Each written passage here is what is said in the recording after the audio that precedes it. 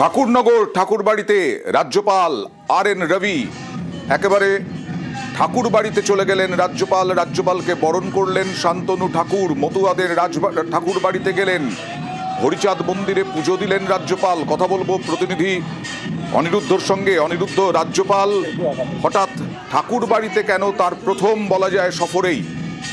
একদমই দেখো, উত্তর চব্বিশ পরগনা ঠাকুরনগর শান্তনু ঠাকুরের অল ইন্ডিয়া মতুয়া মহাসংঘের তরফ থেকে রাষ্ট্রপতি এবং রাজ্যপালকে এই মতুয়া ধর্ম মহামেলায় আসার জন্য আহ্বান রাখা হয়েছিল বা আমন্ত্রণ জানানো হয়েছিল।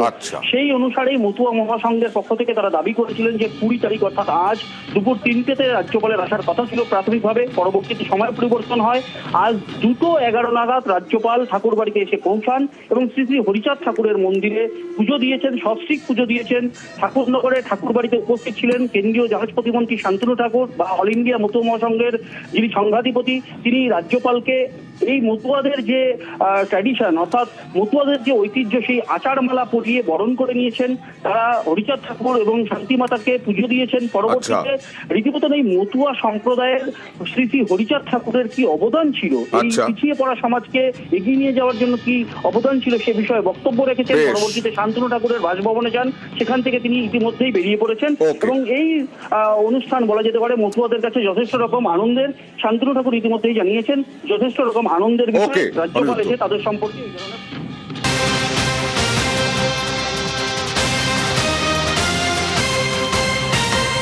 ফের খড়গপুরে উত্তেজনা। এবার রেলের দেওয়াল ভাঙাকে কেন্দ্র করে উত্তেজনা। খড়গপুরে রেলের দেওয়াল ভাঙাকে কেন্দ্র করে কেন উত্তেজনা? শাবল হাতুড়ি দিয়ে অফিসার্স ক্লাব, সে অফিসার্স ক্লাবের পাশের রাস্তায় এই পাঁচিল, রেলের পাঁচিল ভাঙার চেষ্টা বিজেপি কর্মী সমর্থকদের সঙ্গে আরপিএফ এর বচসা। কেন বিজেপি ভাঙতে গেল? কথা বলবো শঙ্করের সঙ্গে। শঙ্কর, দেখো, আমরা 2 বছর ধরে দেখা যাচ্ছে যে রেলের বিভিন্ন রাস্তা বন্ধ করে দিয়েছিল এই বর্তমানে যে এডিআরএমের দায়িত্বে ছিলেন মনীষা গোয়েল। গতকাল তার বদলি হয়েছে।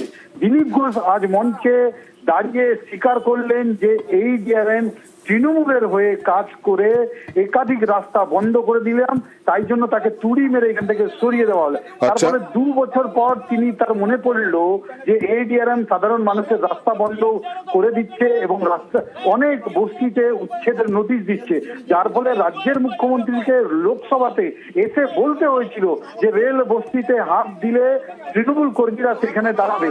কিন্তু আজকে ভিন্ন ছবি। একেবারে প্রচারে গিয়ে যখন বিজেপি কর্মী সমর্থকরা একেবারে যখন গতকাল এই অর্ডার বেরিয়েছে তার বদলি, তারপরেই আজকে সকালে সেখানে পৌঁছে গিয়ে রাস্তা ভেঙে যায়। দেখি দিলীপ ঘোষ কি বলছেন।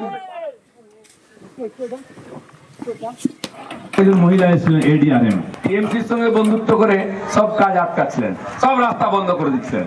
রেলের অফিসারদের চমকাচ্ছিলেন, আরপিএফ কে চমকাচ্ছিলেন, সাধারণ মানুষ, ব্যবসায়ী, ফুচকাওয়ালাকে চমকাচ্ছে, তোকে তুলে দেবো। বাবা, তাকে চমকাচ্ছ, এত বড় নেতা। কালকে তাকে আমরা সরিয়ে দিয়েছি, বাড়ি পাঠিয়ে দিয়েছি। সেরকম সে বাংলা সরকারের অফিসার হোক আর রেলের হোক, খড়গপুরের মানুষের জীবনকে যে অশান্ত করবে তাকে আমরা শান্তিতে থাকি। প্রথম যে ওয়াল দেওয়া হয়েছিল ওইটা ভেঙে দিয়েছি, এইটা আমরা ভাঙছিলাম। এখন রেলের বড় আধিকারির সঙ্গে আমাদের কথা হয়েছে, উনি আমাদেরকে আশ্বস্ত করেছেন এর মধ্যে কিছু রেলের জিনিস আছে, ভাইটাল জিনিস। ওনারা বলেন কি এটা আমরা সরিয়ে দেব, সরিয়ে সোমবার এই রাস্তাটা ওনারা ক্লিয়ার করবেন। আর সোমবার এই রাস্তা ক্লিয়ার না হলে এই যে বাড়ি দেখছেন আপনারা, এটা আমরা নিজে হাতে ভাঙবো। এই পাঁচিল তৃণমূল ভাঙতে গিয়েছিল, তখন তৃণমূলের বিরুদ্ধে এফআইআর হয়েছিল। এখন তৃণমূল বলছে বিজেপির বিরুদ্ধে কেন এফআইআর হবে না? आरपीएफ को और बोलना चाहता हूँ, रेल को आपको बोलना चाहता हूँ कि इस समय आप कहाँ पर है, अभी कहाँ पर सोए हैं आप लोग कौन? अगर आप ये जो गलती आज कर रहे हैं, ये आप गलती किसको दिखा रहे हैं? ये जो करना था, सब नाटक कर रहा है, सब का सब नाटक कर रहा है। और आज ऐसा छोटा सा रास्ता जिसको रेल ने बंद कर दिया था, जिसे हमने खोला था, जिसके लिए हमने केस खाया था, डेवलप कर रहा है, इसके लिए हम लोग इस बीच में नहीं आएंगे। आज दिलीप घोष के लोग फिर आके क्यों तोड़ रहे हैं भाई? जब तक आप इशारा नहीं करोगे लोग आपका तोड़ेगा, क्योंकि आप ही का लोग है, आप ही का लोग है जाके सब रास्ता तोड़ रहा है, ये सब पब्लिक को गुमराह कर रहा है।